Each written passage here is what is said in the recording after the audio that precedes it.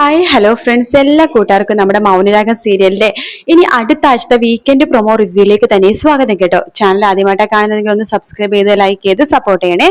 അങ്ങനെ നാളെയും മറ്റന്നാൾ നമ്മുടെ സീരിയലില്ല ഏഷ്യനെറ്റ് ടെലിവിഷൻ അവാർഡ് ആയതുകൊണ്ട് തന്നെ നമ്മുടെ വീക്കെൻഡ് പ്രൊമോ ആണ് വന്നിരിക്കുന്നത്. അതിലെ രാഹുൽ തിളച്ച വെള്ളം വീണിട്ട് ഇന്ന് വീട്ടിൽ നിന്ന് ഇറങ്ങി പോകുന്നില്ലേ. ശേഷം തന്റെ മകൾ സരൂനെയാണ് വിളിക്കുന്നത്. മോളെ, എനിക്ക് നിന്നെ അത്യാവശ്യമായിട്ട് കാണണം എന്ന് പറയാണ്. ശരി അച്ഛ, അച്ഛൻ ഇന്ന സ്ഥലത്ത് വരാൻ വേണ്ടി പറയാണ്. അങ്ങനെ സരയും രാഹുലും കൂടി കണ്ടുമുട്ടാണ്. രാഹുലിന്റെ കൈയൊക്കെ ഇങ്ങനെ പൊള്ളിരിക്കണ കാണുമ്പോ സരയു ചോദിക്കണ്ട, അയ്യോ അച്ഛന്റെ കൈക്ക് ഇത് എന്ത് പറ്റി? എന്ത് പറയാനാ, നിന്റെ മോളെ കാണാൻ വേണ്ടി ഞാൻ രൂപയുടെ വീട്ടിലേക്ക് പോയിരുന്നു. കുഞ്ഞിനെടുത്തപ്പോഴേക്കും ഷാരി വന്നു. ഷാരി കുഞ്ഞിനെ തട്ടിപ്പറിച്ച് വാങ്ങിച്ചു. പിന്നെ അതിനുശേഷം ചന്ദ്രസേനൻ വന്നു. എന്നോട് ഇറങ്ങി പോയിക്കോളാനൊക്കെ പറഞ്ഞു. ഞാനത് കേട്ട് അങ്ങനെ തന്നെ നിന്നു.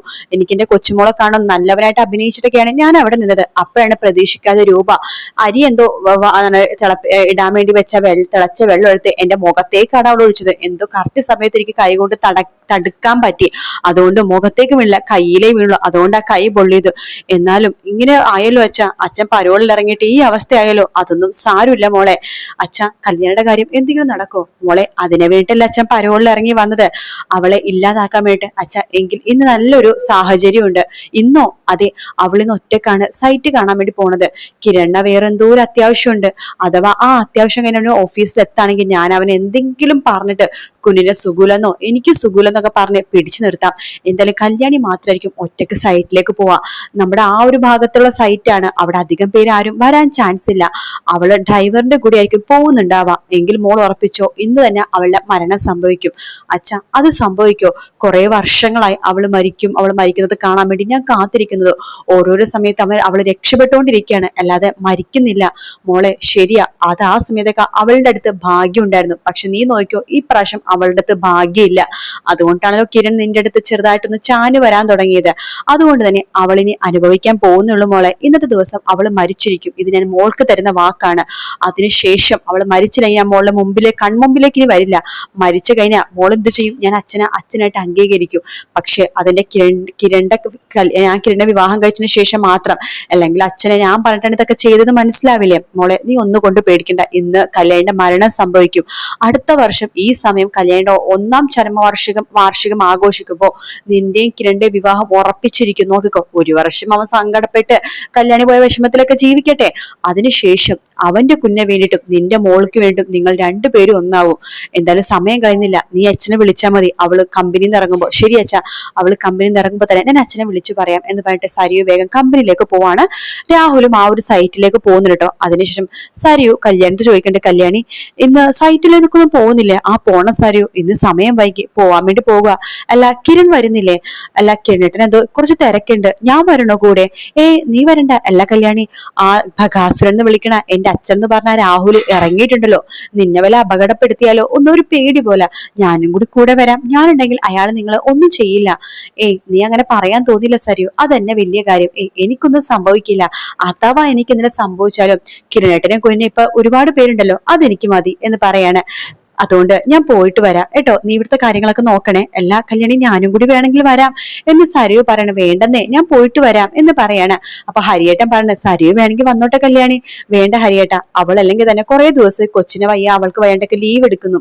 അവൾക്ക് വയ്യാതിരിക്കല്ലേ, വെറുതെ ചുറ്റിക്കറങ്ങണ്ട. പുറത്ത് ഭയങ്കര വെയിലുമാണ്. അതുകൊണ്ട് നീ ഇവിടെ നിന്നോ, ഞാൻ പോയിട്ട് വരാം എന്ന് പറഞ്ഞിട്ട് കല്യാണി അവിടെ നിന്ന് ഇറങ്ങാണ്. അപ്പൊ ഹരിയേട്ടനോട് സരി ഒന്നല്ലാത്ത പോലെ പറയണ്ടേ. എന്ത് പറയാനാ, എന്റെ അച്ഛൻ എന്ന് പറഞ്ഞ പ്രകാശുരൻ ഇറങ്ങിയിട്ടുണ്ടല്ലോ. അയാൾ കല്യാണിനെ കിരണ എന്തിനും ചെയ്യുന്നു പേടിയാ എനിക്ക്. അതുകൊണ്ട് ഞാനും കൂടി വരാന്ന് പറഞ്ഞത്. പക്ഷെ അവള് സമ്മതിക്കുന്നില്ല. സാരില്ല, ഒന്നും സംഭവിക്കില്ല എന്നൊക്കെ പറഞ്ഞിട്ട് ഹരിയേട്ടൻ അവിടെ നിന്ന് പോവാണ്. സരിയു സന്തോഷത്തിൽ നിൽക്കാണ്. ഒന്നും സംഭവിക്കില്ല, ഇന്ന് അവളുടെ മരണം സംഭവിക്കാൻ പോവാണ് എന്നൊക്കെ പറഞ്ഞിട്ട് സന്തോഷത്തോടെ നിൽക്കാണ് സരിയു കേട്ടോ. അപ്പൊ തന്നെ രാഹുലിനെ വിളിക്കേണ്ട. അവൾ ഇവിടെ നിന്ന് ഇറങ്ങിയിട്ടുണ്ട്. ഒരു 15-20 മിനിറ്റ് മതി അവിടെ എത്താനായിട്ട്. ശരി മോളെ, കാര്യം ഞാൻ മോളെ വിളിക്കാം എന്ന് പറഞ്ഞിട്ട് രാഹുൽ ഫോൺ വെക്കാണ്. അങ്ങനെ പറഞ്ഞ സമയത്ത് തന്നെ കല്യാണി അവിടെ എത്താണ്. കല്യാണി ഒറ്റക്കാണുള്ളത്. കല്യാണി സൈറ്റിലേക്ക് കയറുന്നുണ്ട്. അപ്പൊ അവിടെ പണിക്കാരും കാര്യങ്ങളും ആരും തന്നെ ഇല്ല കേട്ടോ. ഡ്രൈവർ മാത്രമേ കല്യാണിന്റെ കൂടെ ഉള്ളൂ. ഡ്രൈവറോട് പറഞ്ഞിട്ട് നിങ്ങൾ ഇവിടെ നിന്നോ, ഞാൻ നോക്കിയിട്ട് വരാമെന്ന് പറഞ്ഞിട്ട് കല്യാണി അകത്ത് കയറാണ്. ആ സമയത്ത് നമ്മുടെ രാഹുൽ ഒരു വലിയൊരു കത്തിയായിട്ട് ഒരു മൂലക്ക് ഒളിച്ചു നിൽക്കുന്നുണ്ട്. അകത്തൊരു മൂലക്കാണ് നിൽക്കുന്നത്. കല്യാണി ഇതൊന്നും അറിയാതെ അകത്തേക്ക് കയറി പോവാണ്. അങ്ങനെ കുറച്ച് അകത്തേക്ക് കയറുമ്പോഴേക്കും കല്യാണി നിലവിളിക്കുന്നത് ഡ്രൈവർ ഒന്നും കേൾക്കാനോ അയാളെ രക്ഷപ്പെടുത്താനോ പാടില്ല. അതുകൊണ്ട് തന്നെ രാഹുൽ അകത്തേക്ക് കയറി നിൽക്കാണ്. കല്യാണി അകത്തേക്ക് കയറുമ്പോഴേക്കും ആരുമില്ലെന്ന് ഉറപ്പായതിനു ശേഷം രാഹുൽ വേഗം തന്നെ കല്യാണിന്റെ മുഖത്തേക്ക് കൈ വെച്ച് വായ പൊത്തിപ്പിടിക്കാണ് കരയാതിരിക്കാൻ.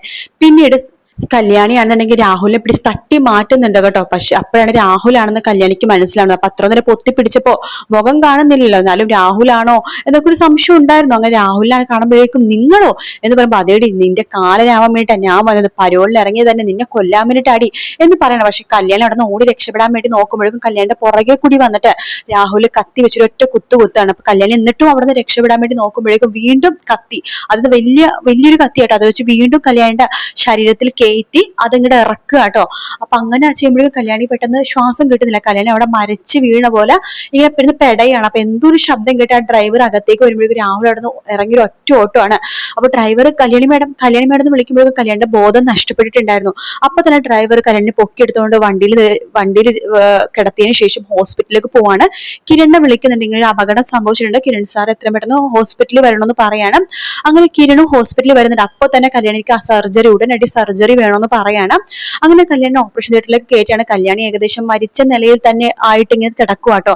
അപ്പൊ കിരണാണെങ്കിൽ ആകെ വിഷമിച്ച് ഡോക്ടറെ കല്യാണിക്ക് എങ്ങനെയാണെന്ന് ചോദിക്കുമ്പോൾ കിരൺ ഒന്നും പറയാൻ പറ്റില്ല, കല്യാണിയുടെ കരളിലേക്ക് നന്നായിട്ട് മുറിവ് സംഭവിച്ചിട്ടുണ്ട്, എന്തും സംഭവിക്കാം, പ്രാർത്ഥനയോടെ കാത്തിരിക്കുക എന്ന് പറഞ്ഞ് ഡോക്ടർ അകത്തേക്ക് പോവാണ്. കല്യാണിയാണെന്നുണ്ടെങ്കിൽ ഓപ്പറേഷൻ കഴിഞ്ഞിട്ടും അങ്ങനെ അപകടനില തരണം ചെയ്തിട്ടില്ല. കല്യാണി ഇങ്ങനെ ശ്വാസം എടുക്കാൻ പോലും ബുദ്ധിമുട്ട് കാണിക്കുകയാണ്.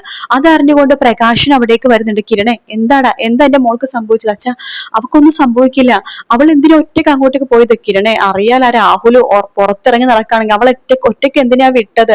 അവൾ എന്തിനാ ഒറ്റയ്ക്ക് പോയത്? ഈശ്വരന്റെ മോള് എന്റെ ജീവൻ വേണമെങ്കിൽ എടുത്തു, എന്റെ മോളെ എനിക്ക് തിരിച്ചു താ ദൈവമേ, എനിക്ക് എന്റെ മോളെ കാണണം കിരണേ എന്ന് പറയുമ്പോൾ ഡോക്ടർ സമ്മതിക്കില്ല. അച്ഛാ ആര് സമ്മതിച്ചാലും എനിക്ക് എന്റെ മോളെ കാണണം എന്ന് പറഞ്ഞിട്ട് ഓപ്പറേഷൻ തിയേറ്ററിന്റെ ഉള്ളിലേക്ക് പ്രകാശം തള്ളി കയറാണ്, ആരും അറിയാതെ. ആ സമയത്ത് പ്രകാശം നോക്കുമ്പോഴേക്കും കല്യാണി ജീവന് വേണ്ടി ഇങ്ങനെ പെടഞ്ഞോണ്ടിരിക്കുകയാണ്, ശ്വാസം കിട്ടാതെ ഇങ്ങനെ ശ്വാസം എടുത്തോണ്ടിരിക്കുകയാണ്. പ്രകാശം കല്യാണിന്റെ അടുത്തേക്ക് പോകുന്നുണ്ട്, കല്യാണിന്റെ കൈകൾ പിടിക്കുകയാണ്. മോളെ കല്യാണി, ഞാൻ പറയുന്നത് നീ കേൾക്കുന്നുണ്ടോ? പക്ഷെ കല്യാണി കണ്ണടച്ചിട്ട് തന്നെ കിടക്കാട്ടോ. പക്ഷെ കല്യാണിയുടെ ഉള്ളിൽ എവിടെയോ കേൾക്കുന്നുണ്ട് അച്ഛൻ പറയണത്. പ്രകാശം വേണം മോളെ, നിനക്കൊന്നും സംഭവിക്കില്ല, നീ എല്ലാവർക്കും നല്ലത് മാത്രമേ ചെയ്തിട്ടുള്ളൂ, എല്ലാവർക്കും നന്മ വരണം എന്ന് മാത്രമേ ആഗ്രഹിച്ചിട്ടുള്ളൂ, ദൈവത്തിന്റെ കരസ്പർശമേറ്റ കുഞ്ഞാണ് നീ, നിനക്കൊന്നും സംഭവിക്കില്ല മോളെ, അച്ഛനാണ് പറയണത്. നോക്ക് പുറത്ത് കിരൺ കാത്തിരിക്കുകയാണ് മോളുടെ തിരിച്ചുവരവിന് വേണ്ടി, ഞാൻ കാത്തിരിക്കുന്നുണ്ട്, മോളുടെ അനിയത്തിമാരും ചേച്ചിമാരൊക്കെ കാത്തിരിക്കുകയാണ്. നോക്ക് ദേ മോളുടെ കുഞ്ഞ് ദേ കരയാട്ടോ അമ്മേനെ കാണണമെന്ന് പറഞ്ഞിട്ട്, മോള് തിരിച്ചു വരണം, ദേ അച്ഛൻ കൂടെ തന്നെ ഉണ്ട് കേട്ടോ, അച്ഛൻ എവിടെയും പോയിട്ടില്ല, അച്ഛൻ ഇവിടെ തന്നെ ഉണ്ട് എന്നൊക്കെ പറയുമ്പോൾ കല്യാണി ഇങ്ങനെ ശ്വാസം എടുത്തോണ്ടിരിക്കുമ്പോൾ പ്രകാശം പൊട്ടിക്കരയാണ്. അവിടേക്ക് ഡോക്ടർ ഉണ്ട്, നിങ്ങൾ എന്തേ കാണിക്കണം, പുറത്തേക്ക് ഇറങ്ങ്, ഇൻഫെക്ഷൻ ആവുമെന്ന് പറയാണ്. എന്റെ മോളെ ഒന്ന് കാണാനായിട്ട്, അതൊക്കെ പിന്നെ പുറത്തേക്ക് പോ എന്ന് പറയാണ്. അതിനുശേഷം പ്രകാശം പുറത്തേക്ക് പോയിട്ട് പൊട്ടിക്കരയാണ്. കിരൺ എന്ത് പറഞ്ഞു ഡോക്ടർ എന്ന് പറയുമ്പോൾ കിരൺ ഒന്നും മിണ്ടുന്നില്ല കേട്ടോ. പ്രകാശിന്റെ മനസ്സിലായി കുറച്ച് സീരിയസ് ആണെന്ന് പ്രകാശൻ ഡോക്ടറോട് പറയണ്ട, എന്റെ മോൾക്ക് എങ്ങനെയുണ്ട്, കരളിന് നല്ല മുറിവുണ്ട്, കരള് മുറിഞ്ഞു പോയിട്ടുണ്ട്, അപ്പൊ അതിന്റെ മെയിൻ സർജറി കാര്യങ്ങളൊക്കെ കഴിഞ്ഞിട്ടേ ഉള്ളൂ, പക്ഷെ അത് സക്സസ് ആയില്ല, ഇനിയും ഒരു സർജറിയും കൂടി വേണം എന്ന് പറയാണ്. പ്രകാശിനും ആർക്കും എന്ത് ചെയ്യണമെന്ന് അറിയില്ല. അങ്ങനെ കല്യാണി അപകട നില തരണം ചെയ്തിട്ടില്ല, ആ ഒരു രീതിയിലാണ് പ്രൊമോ കാണിച്ചത്. പിന്നെ കിരണും കല്യാണി എന്തോ തെറ്റുന്ന ഭാഗങ്ങളൊക്കെ ഉണ്ട് കേട്ടോ, അത് ഞാൻ അറിഞ്ഞത് ഏഷ്യൻ ടെലിവിഷൻ അവാർഡിൽ ഇങ്ങനെ പറഞ്ഞ സംഭവം വെച്ചിട്ട് അറിഞ്ഞതാണ്. അതെന്താന്ന് നമുക്ക് പിന്നീട് അറിയാൻ പറ്റുള്ളൂ. വീഡിയോ ഇഷ്ടപ്പെട്ടാൽ ലൈക്ക് ചെയ്യുക, സബ്സ്ക്രൈബ് ചെയ്യുക, കമന്റ് ചെയ്യുക. മറ്റൊരു വീഡിയോ ആയിട്ട് കാണാം. Take care, bye bye.